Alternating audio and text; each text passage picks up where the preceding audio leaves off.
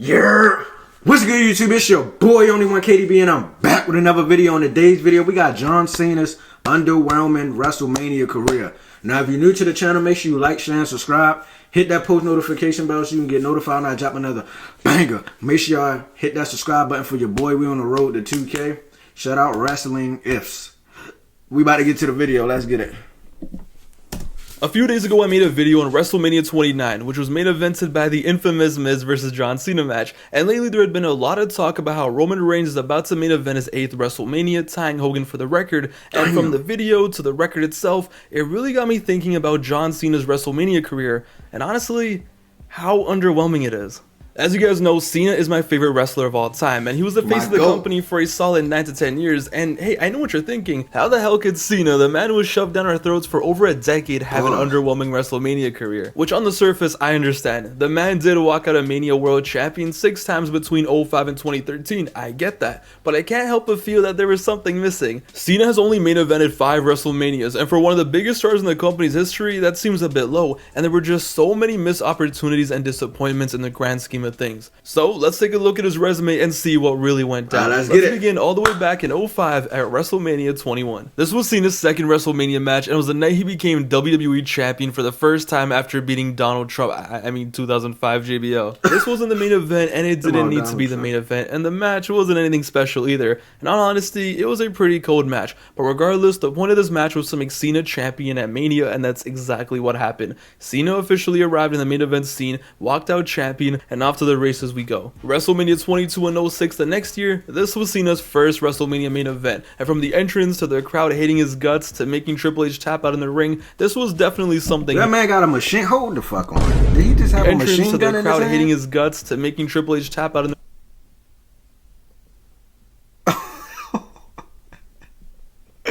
Man got a machine gun and a trench coat. That is crazy work. That's a crazy combination. Okay. This was definitely something he needed. Not only was this a great match, this was a true test if Cena could overcome Triple H in kayfabe and in real life. Going to this match, a lot of people thought Triple H was getting the win here and becoming champion again. There was a lot of Cena backlash at this point, and it seemed like the company was possibly going to pivot from Cena as their top guy and go back to Old Reliable for a little bit. This was the moment where he was really cemented as the top guy. He was champion going into WrestleMania, he retained in the main event. This was it. And the next year in 07, WrestleMania 23, it was time for back-to-back Mania main events. By now, Cena was clearly the guy. There was no pivoting, the fun and games were over, Cena was going over, goddammit. And against Triple H's buddy, closed the show in a banger, and another year down, another win, another great match, 2 main events in a row. So far, quite the resume that was being built. He was the #1 guy in the company, and he was doing what the #1 guy should do, main eventing the biggest show against top talent, putting on bangers, and like I said, the WrestleMania resume was shaping up nicely. But this is where things get kinda cucked. Beginning in 2008 at WrestleMania 24. I talked about this match a few weeks ago, and I mentioned how I really thought Cena should have won this match, especially considering how he was coming off the epic return at the 08 Rumble. But despite that, despite who wins, despite who loses, despite all that, I think the biggest shame here is the fact that this was not Cena and Orton one-on-one. Randy could have punted Cena's head like a free kick for all I care. He could have won the match and then beat up Cena's dad in the ring for 20 minutes. I don't care. It's not about wins. It's not about losses. But the fact that these two guys, the biggest ops at the time, didn't have a one-on-one match at Mania, that's disgusting. This was the perfect time for it. Orton literally injured Cena in 07, beat his dad's ass. Cena makes his amazing return. It's the former champion against the guy who took his belt. The match that has been teased since 2004. The match that was in the intro to SVR in 2004. But nah, apparently Triple H's mom said it was his turn to play and we got a triple threat. And this is what I mean by missed opportunities. Triple H got thrown into this match and it became whatever real quick. Straight into the middle of Mania it went, when in reality Cena vs Orton, that was main event material. And you fast forward all these years, we never got Cena vs Orton at Mania. Oh, and don't worry. Yo, we never got Cena versus fucking Randy Orton at WrestleMania. That was a missed opportunity though, I ain't gonna lie. That would have been a banger. That definitely would have been a banger. The pattern, because the same thing happens the next year in 09 at WrestleMania 25. You got John Cena going for the world title for some reason, but it's fine because you got the rated R superstar Edge, his mortal op. To me, an even bigger op to Cena than Orton, the man who ruined every Cena's fan's childhood back in 06, and it's all lining up to WrestleMania. Edge, who was low-key doing some of the most underrated work of his career at this point. This was the same era where he cut the legendary I Hate You Cena promo. It's all shaping up to be so special. It's the big show. Man, what? Why the hell was Big Show in here? It was right there for them. It was all right there. Cena versus Edge at Mania, one-on-one for the world title. But no, here's the Big Show. Big Show's back and he's ready to ruin it. Yo, they damn near doing John Cena dirty. Why they keep putting him in triple threats, bruh? When the one-on-ones would have been way more, it would have been way more of a banger. That's crazy. Edge and John Cena would have been crazy. I remember Undertaker and Edge rivalry. My bad. I'm getting off topic. Let's get it. Their Mania match for no reason. Where the hell is Kurt Angle with his tranquilizer when you need him? This annoys me so much more than 08. At least that was Triple H, right? Triple H is still a Triple H. But the Big Show in 2009 in the Obama administration in a world title match at Mania, this Neanderthal literally ruined everything. Back-to-back years of buffoonery, back-to-back years of fumbles. It's actually a shame we never got those two matches. Never got Cena vs. Orton at Mania one-on-one, and we never got Edge versus Cena one-on-one at Mania. Two of the most iconic rivalries of the 2000s never truly got their Mania match. Instead, we got these triple threats for no reason, which, yeah, the matches were fine, but really? That to me is what makes Cena's WrestleMania career so underwhelming. All the missed chances, and we're just getting started. But it's like, I don't see this happening in any other era. Like, whether it's Hogan, whether it's Austin, whether it was even Roman Reigns to this day, if they have an op that's worthy of a WrestleMania match, they're probably going to get the WrestleMania match. Or at least we'll get some of them. But Cena just got done dirty. Fast forward to 2010, WrestleMania 26, Cena versus Batista. Finally, we get back to the big matches. 2 stars, 2 faces of the company, definitely Mania worthy. I still feel like Batista should have won this match and that the shock of the ending would have made the match feel a little more memorable, but it is what it is. Now, we reached a point where Cena did not main event Mania 3 years in a row, which I get, of course. Taker versus Shawn should have main evented, so should have Orton versus Triple H on paper, but it's still worth mentioning. However, we move on to 2011 and WrestleMania 27. You already know what it is. Cena versus The Miz in the main event of Mania. We know what happened. We know it was a flop. And it's hard to look at this and not wish it was something else. Anything else. Despite the ending, despite the Rock involvement, the match was just dead on arrival. And they really wasted a Mania main event setting up next year's, which was amazing, no doubt. But damn. Regardless though, 2012 WrestleMania 28. This is the definitive Cena WrestleMania match, the one that drew the most money, the most iconic match of his career. Rock versus... Yeah, I hear voices in the air, hearing loud and clear. My bad.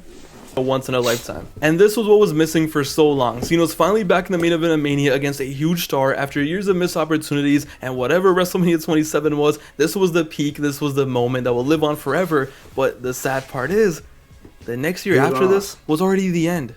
WrestleMania 29 in 2013. Just like that, Cena vs. Rock 2, and Cena's last Mania main event. As a Cena fan, it's sad on so many levels. First of all, it was a match that nobody really wanted, but once Rock beat Cena the year before, we knew it had to happen. And the Rock match ends with Cena raising Cena's hand and passing the torch. Even though Cena had the torch for like 8-9 years at this point, despite the ending being that, this wasn't the torch passing it looked like. This was the end of an era, and we didn't even know. Even though during this time I was in my Cena hater phase, just as a wrestling fan, when you look back at this, the fact that Cena's run, his true run on top ended like this and ended that early, it's rough because it's like, after this, it's just straight down to the mid-card. No more Mania main events after this, the run was over, and there was no one-on-one match with Edge, there was no match with Orton, with CM Punk, all 3 of his most iconic rivals, and he never got to wrestle them at Mania. And when I say missed opportunity, I mean us the fans. We're the ones who missed out on seeing something special. Cena probably doesn't care, he's happy, it is what it is, but for us, it's different. 5 main events, and 3 of them were spent with the Rock storyline, which, yeah, one of the matches was legendary, but the other 2 were just there, they were just whatever, and that was it. It was done, it was over. The next year, 2014, WrestleMania 30, time to take on Bray Wyatt, buddy, which was good. We know it was good, it was solid, but Cena had so much more left in the tank. He had so much star power at this point still, he had so much more left to offer, and I'm not saying he should have been closing the show as champion, I'm not saying he should have been, going over the entire roster, but you couldn't have found him a bigger match, no disrespect to Bray. The fact that Cena and Punk were never even considered for Mania 30 to me is wild. And I'm saying 30 because I know damn well there's no way the company would have ever done it at 29, even though they low-key should have. Turn Punk heel, let them tweak at Mania for the culture, and who knows, maybe Punk would have walked out after the match then at least, I don't know, but nah, it was like straight to the mid-card you go, and time to build up talent, which I respect, I totally respect it, but I just think he had so much left in the tank. There was so much money still left to be made, so many big matches that could have been done, just so many moments, but as the years go on, it's like, no, time to verse Rusev in 2015, and then before you know it, it's just a wrap. 2016 he's injured, 2017 he's in a mixed tag match just so he could propose to his girl at the time, who who he doesn't even end up marrying, which despite wrestling, that's just sad in general. And then it just brings us to 2018, WrestleMania 34, and we're 5 years removed from Cena last main eventing a Mania. We're 5 years removed from him getting his hand raised by The Rock and getting past the invisible torch. And we reached the point where Cena has a 2-minute 45-second match Undertaker, I remember this, against The Undertaker. I cannot explain to you how depressing this was, and I'm not even talking about the fact that they never officially announced this match, that it wasn't even a proper Mania match. I'm not even talking about the fact that they wrestled a match which was 2 minutes and 45 seconds. I'm not even talking about the fact that Taker literally wrestled a 10-minute match after this. 3 weeks after this, he's literally in Saudi Arabia wrestling for 10 minutes. Nah, it's the fact that Cena and Taker has technically happened at WrestleMania, but it happened in 2018 just makes me so depressed. They waited till Taker was so washed that he could barely move to do this match. They waited until interest was as low as it could be, and there was still... Yeah, it should have been early. Like, they should have been faced off. I just thought about that, too. Like, John Cena should have been one of the Undertaker opponents at WrestleMania. Well, it was, but it was, like, kind of, like, too late. Undertaker was already old as shit, you know what I'm saying? But that is crazy, like... So many missed opportunities when it comes to John Cena and WrestleMania. Of interest, that's how big this match was. They waited that long to do it. John Cena in his prime against The Undertaker with the streak would have made so much money, it wouldn't have made any sense. That match would have been so massive, so special, and they never did it. The top guy of the company, Super Cena in his prime, against an undefeated Taker at Mania, it doesn't get bigger than that. That match easily gets over 1 million buys on pay-per-view. That match sells out any stadium in the world, and they never did it. Until it was too late. And then it ended up being this. And that's the thing. If we at least got the Punk match or the Edge match or Orton, whatever, and then it's like, oh, you know, it would have been nice if we got Taker and Cena. But the thing is, we got nothing. We got none of those. And before you knew it, the run on top was over. Here's some triple threats. Here's The Miz, rematch The Rock, and now go take on some youngsters, pal, which I'm sure he wanted to do. So I'm not blaming him. I get it. He wanted to, you know, help build up some talent, whatever. But what a fumble. And ladies and gentlemen, that's why John Cena's WrestleMania career is so underwhelming. They could have had years and years of bangers, of special moments with the top guy of the company, with one of the biggest stars they've ever had, and they fumbled it and then they cut it short. I know it was still 9 years, and for those 9 years, yeah, it was draining having Cena on top, whatever, I get it. But at the same time, they barely did anything right with them. And when it comes to Mania, was he really on top for those 9 years? There were a lot of flops and matches that did not need to happen. And even after those 9 years, like I said, no disrespect to Bray or Rusev, but you're telling me Cena couldn't have been in any bigger matches? I'm not saying he should have won titles or main evented, but it was such a big drastic change. I mean, Triple H from 05 to 2015 was in bigger matches, you could argue. Now, I know it's easier to do as a heel, but you get my point. Honestly, at this point, they should have just done Sting versus John Cena in WrestleMania 31. The company relied on Cena being such a big star to do all the carrying, so they could do whatever match, throw the Miz in there, throw a Big Show in there, do whatever, it doesn't matter. But as a result, we missed out on so much. And that's a representation of a bigger problem the company had for so many years, and that was not delivering on the big matches that the people wanted to see. But I don't know, it's just interesting to me. Despite my bias as a Cena fan, which doesn't really matter, like I said, I was a Cena hater for many of these years. You would think that a top guy for a decade, one of the biggest stars in the company's history, would have a better Mania resume than this. And you know who I blame? What the fuck is that? Is this man in a diaper? I can't. Whose idea was that? But whatever. In the comments down below, let me know. Out of all the matches I mentioned, whether it's Cena versus Edge, Cena versus Orton versus Taker versus Punk, what is the one Mania match you wish John Cena had? What was the... Bro, I ain't gonna lie. I wish John Cena and Undertaker would have faced off at WrestleMania in his prime, bro. That would have been crazy. I'm not gonna lie. Just imagine Undertaker with the streak on the line versus John Cena in his prime. I'll pay some good money to see that. I ain't bullshitting. But yeah, man. If y'all enjoyed that reaction video, make sure y'all like, share, and subscribe. Hit that post notification bell so you get notified when I drop another banger. Shout out to Wrestling Ifs. And yeah, man, we out of here. Make sure y'all subscribe to the channel because we on the road to 2K. And I'm out of here, bro.